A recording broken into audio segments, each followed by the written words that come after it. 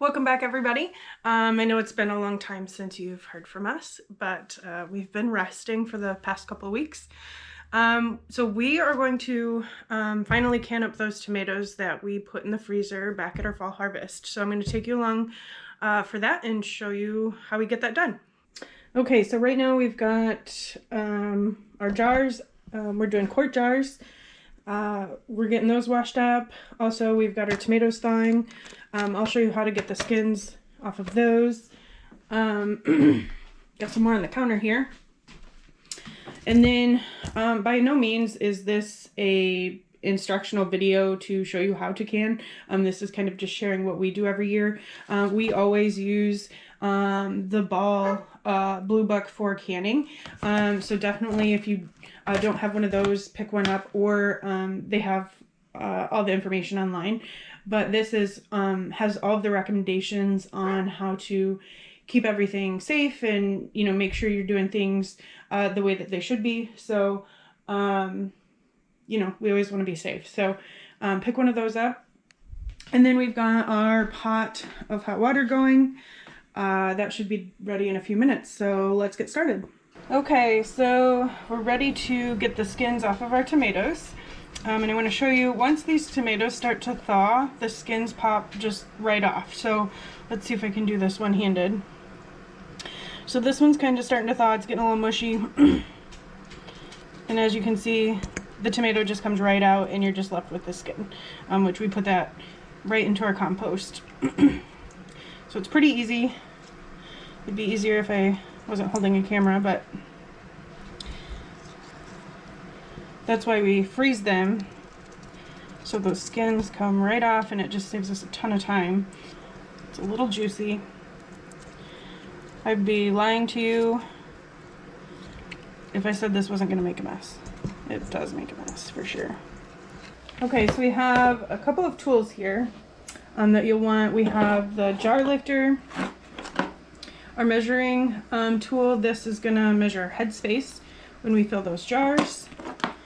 I have a magnetic tool here, and what that does is that gets the lids out of my hot water there. You always soak the lids in hot water. That helps soften up the seal and help them seal, and it also sanitizes them.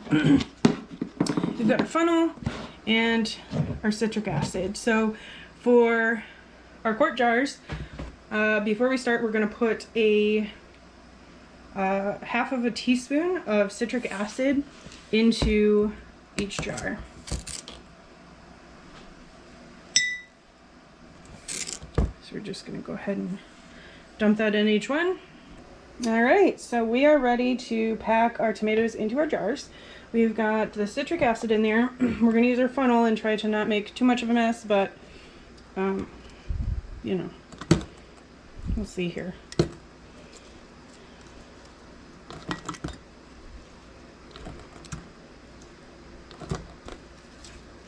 These tomatoes are from our garden this year. There's a variety of them. I don't separate them. I just can them all together. The flavors are all really good and always work together, so I don't worry about separating anything. I always try to get it good and packed in there. Actually, I might take that funnel out because I want as many tomatoes in there as possible. They're still cold and kind of frozen.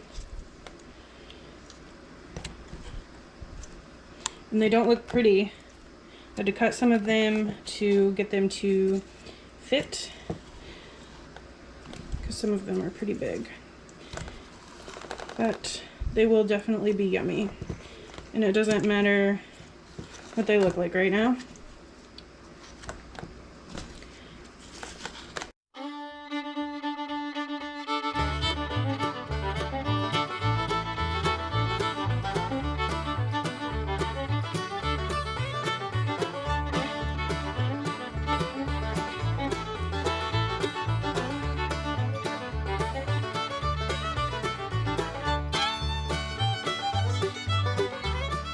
Alright, so the jars are packed. And what I'm going to do now is I'm actually going to top them off with a little bit of water. And we're going to use this little guy to get the air bubbles out, because we don't want any air in our jars. So keep in mind, we want to leave the 1/2 inch of headspace in our jar. So I'm going to take the other end of this and I'm just going to start tacking down to get those air bubbles out. I'm going to check again, and that's about perfect. So I'm going to do that to every jar. Make sure we get all the air out. And I'm going to top it off with water if I need to, just to get that 1/2 inch. Perfect.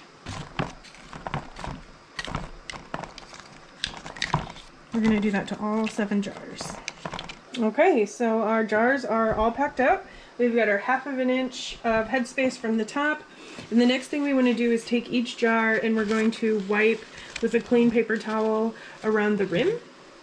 You don't want any debris or any, any of the tomatoes or the juice on that rim because that will mess up your seal. So we're just going to take, some people use vinegar to do this. You just want to make sure there's no debris, no juice, anything on the rims of your jars.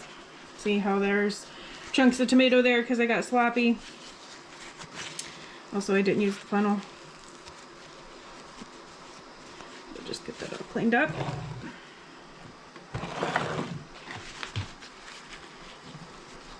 Alright, our jars are all cleaned up. We're going to come over to our stove here and grab a lid. This magnet is pretty handy. So we can grab one of these guys. We're going to bring it over. Put them right on there.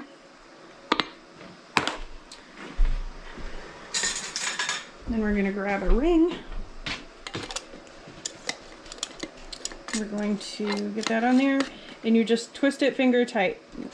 You don't need to use your Hulk strength to get it on there. You don't want it on there that tight. Just finger tight, and that will allow for a proper seal. So we'll get these all covered up, and then we'll be ready to put them in our canner. Okay, so we've got our canner full. We're ready to go. The water is boiling, so I'm going to lower that. Lower this rack down into the water and put the lid on. I can't do that with one hand though, so I will check back with you in a minute. Alright, our canner is loaded. I was a little short on the water. You want to make sure that there's at least 1 inch of water over the cans, so I did have to add some more. So we're no longer boiling. So I'm going to let this get to a boil before we start the timer for 45 minutes. So once this is boiling good, we will set a timer for 45 minutes and then we'll be all set and we'll come back and check on them. Alright, there they are. Our jars are filled up and in the canner. 40 minutes in the canner and we will have ourselves preserved spaghetti sauce for the winter. Alright, so 45 minutes is up. How do you know if a jar broke in your canner while you were processing? Oh, you'll know. This happens to me sometimes. It's a risk I take when I put tomatoes in there that were that cold and then proceeded to can them. Sometimes the jars break. I usually break 1 a year, which I'm okay with that.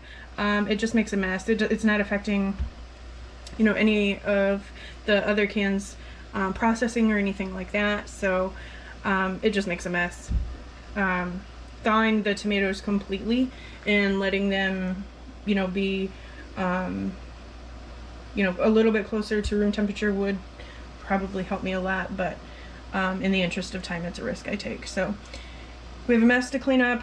45 minutes is up, so we're actually going to turn the heat off on this. And then they sit in there for 5 minutes. So we're going to come back in 5 minutes and we're going to take them out. Before I do that, I'm going to take the dogs outside. I never let them in here when I'm doing that. just in case one were to break. I don't want them in here. It's super hot in the glass and it would just be a mess. So I always kick them out of the house while I unload this thing. So we'll come back and we'll get these pulled out in 5 minutes. Okay, so our jars are out and they are sitting on this towel and they're cooling. So we're gonna leave these sit overnight.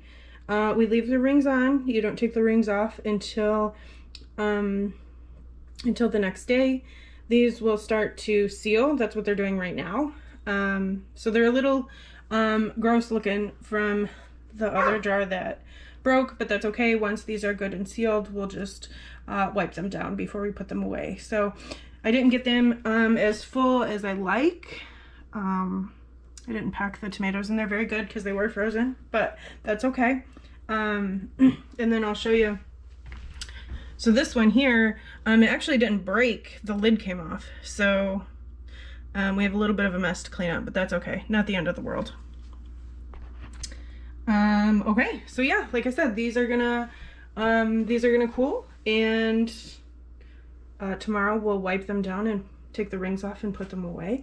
But that's all I have for you today.